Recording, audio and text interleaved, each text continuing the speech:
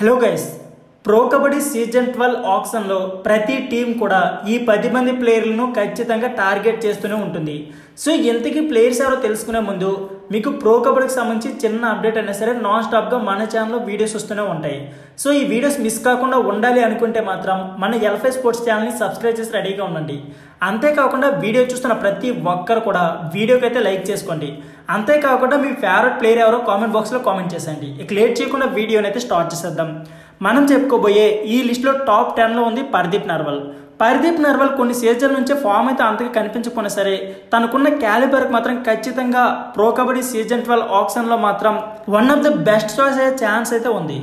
ఇక మనం చెప్పుకోబోయే ఈ లిస్టులో నెంబర్ 9లో ఉంది ఫజల్ అట్రాచలి.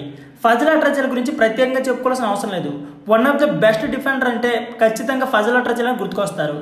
ప్రతి టీం కూడా తన డిఫెన్స్ని స్ట్రాంగ్ చేసుకోవడం కోసం ఖచ్చితంగా ఫజల్ అట్రాచలికి వెళ్ళే ఛాన్స్ అయితే ఉంటుంది.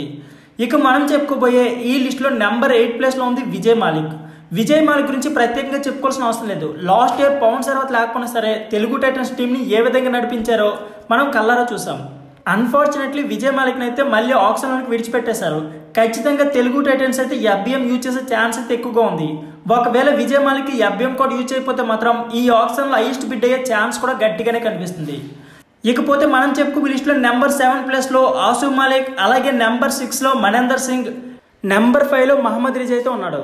మహమ్మద్ రిజా ఏ టీంలో ఉంటే ఖచ్చితంగా టీం అయితే ప్రో కబడ్డీ సీజన్ అయితే గెలుస్తుంది. సో ఖచ్చితంగా మహమ్మద్ రిజా అయితే ఈ సీజన్లో హైయెస్ట్ బిడ్ అయ్యే ఛాన్స్ అయితే ఉంది. ఇక నెంబర్ 4లో నవీన్ కుమార్ ఎక్స్ప్రెస్ అయితే ఉన్నాడు. నవీన్ కుమార్ ఎంత వేగంగా పాయింట్లు తెస్తారో ప్రత్యేకంగా చెప్పుకోవాల్సిన అవసరం లేదు. కాబట్టి ప్రతి టీం కూడా నవీన్ కుమార్ పై ఎక్కువ బిడ్ వేసే ఛాన్స్ అయితే ఉంటుంది. ఆల్మోస్ట్ ప్రతి టీం కూడా నవీన్ కోసం పోటీ పడే ఛాన్స్ అయితే గట్టిగా కనిపిస్తుంది. నెంబర్ 3లో పవన్ కుమార్ సెరావత్ అయితే ఉన్నాడు. పవన్ కుమార్ లాస్ట్ సీజన్ కొన్ని ఇంజరీస్ వల్ల బయట ఉన్నా సరే కంబ్యాక్ ఇచ్చిన తర్వాత మాత్రం అస్సలు తగ్గలేదు. ఎక్కడ కూడా తన ఫామ్ అయితే అస్సలు డిప్ అవ్వలేదు. స్టార్టింగ్లో ఏ ఫామ్తో ఉన్నాడో లాస్ట్ ఇంజరీ అయిన తర్వాత కూడా అదే ఫామ్ని అయితే కంటిన్యూ చేస్తాడు.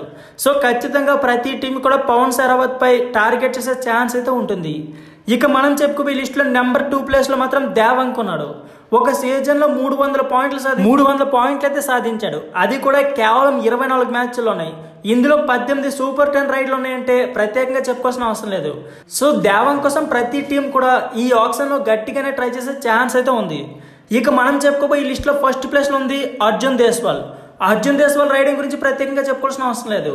టీం మొత్తం ఎలా ఉన్నా సరే అర్జున్ దేశ్వాల్ ఫామ్ మాత్రం నెక్స్ట్ లెవెల్లో ఉంటుంది. కాబట్టి ప్రతి టీం కూడా అర్జున్ దేశ్వాల్ని టార్గెట్ చేసే ఛాన్స్ అయితే ఉంటుంది. సో ఫ్రెండ్స్, ఇదే వీడియో.